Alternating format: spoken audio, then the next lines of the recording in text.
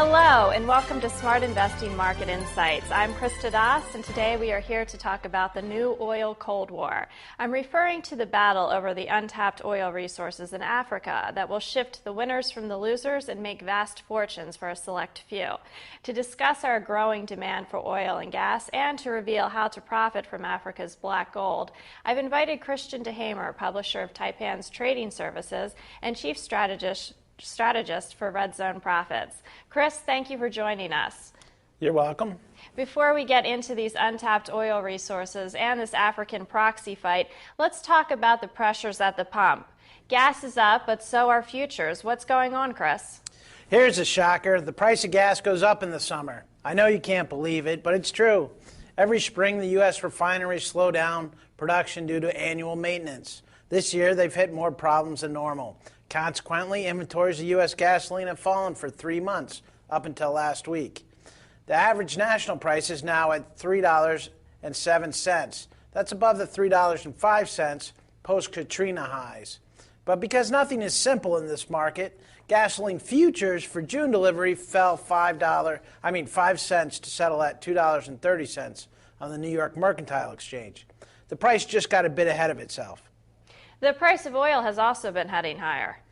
That's true. Brent seed crude hit $67 on a barrel in London due to tight supplies. In New York, light sweet crude hit $62 a barrel. This upward momentum is due to a warning from the International Energy Agency over tight supplies. But this isn't an all-time high, but it's trending in that direction. So with oil and gas in tight supply, what are your views on the alternative energy sector? Well, Krista, alternative energy is a false god. It is not the answer. Corn or ethanol requires more BTUs to produce than it makes. Wind farms take up a massive amount of space, create environmental concerns, and produce little energy. And even hybrid cars have a legacy of environmental damage due to their batteries. And given that hybrid cars cost $1,500 to $4,500 more, it would take them to pay for themselves going forward. According to Edmunds, it would take nearly 10 years to recoup the extra costs after buying a 2007 Mercury Mariner hybrid. For the 2007 Honda Accord and Honda Civic hybrids, it takes 14.5 and 6.5 years, respectively. That said, the 2007 Toyota Prius remains a good bargain when compared to a similarly equipped 2007 Camry. Takes just 1.2 years to break even. But that's kind of like comparing apples and oranges. But none of these alternative energy systems would be worth anything if it wasn't for the massive government subsidies and the case of Toyota, severe discounting. What about nuclear power and the run-up in uranium we've all been hearing so much about? An increase in nuclear power energy remains 5 to 10 years off. And in the end, it's local. Right. Though I'm putting a reactor in my Hummer, I've already lined the trunk with like 2 feet of lead, and it's going to be great. I'm sure. Don't get me wrong, the demand for uranium is there, but in many ways it's a speculative bubble created by future demand and the desires of certain rogue funds. In the long run, nuclear build-out is going to happen. In the meantime, the only practical answer remains hydrocarbons in general and oil in particular. But with demand outstripping supply, where is the oil going to come from? There are only a few places of undiscovered oil left. One of them is the war-torn environments on the Horn of Africa. In fact, the northern region of Somalia, or Puntland, contains the same geography as Yemen and Saudi Arabia. There are billions of barrels of oil under the sand. Somalia? Didn't we just get reports of the worst fighting in Mogadishu since the U.S. Marines left more than a decade ago?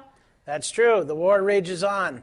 The CIA has backed the Ethiopian government, which has recently invaded Mogadishu in order to force the hardcore Islamo-fascists that control that part of the world. This effort has been partially successful to date. But that really doesn't matter because there is no fighting in northern Somalia or Puntland. Okay. There's a huge difference between Puntland and Mogadishu. Puntland acts as an independent state with laws, human rights, the ability to sign treaties, etc. At any rate, war or no war, there's a desire by global forces to reap the natural resources of Africa. So after 2 decades of relatively little outside interference, Africa is in play once again. By in play, what do you mean? Well, the CIA is there. The Army just reconstructed its its command structure, creating an Africa command, and it has 1,700 American troops in Djibouti, just west of Puntland, though it's not getting much play in the media. In fact, most people have never heard of the African command, but it's there. On the other side, you have the Chinese President Hu Jintao, who has visited Africa twice in the past year. China is investing billions of dollars in 8 African countries in a bid to secure resources from oil to gold. This is not surprising since Africa supplied between 25 and 28% of China's oil imports last year. So you believe there will be a new Cold War for natural resources in Africa? You can put it that way, sure. A proxy fight to secure the world's last untapped pool of black gold. The upshot is that gasoline is headed towards $4. Who knows if it will get there? It's likely. Oil is headed towards record highs. China has been growing at 10% a year since 1978. The U.S. continues to increase demand. Alternative energy isn't cost effective, at least not yet. There is money to be made in Africa in oil, and that's where I'd advise you to look. Chris, where can viewers get more information on how to profit from this oil Cold War in Africa? Well, you can go to redzoneprofits.com or taipanfinancialnews.com. Thank you, Chris. Thank you. That's all for this edition of Market Insights. I'm Krista Das, and I'll see you again next week on taipanfinancialnews.com. Have a great week.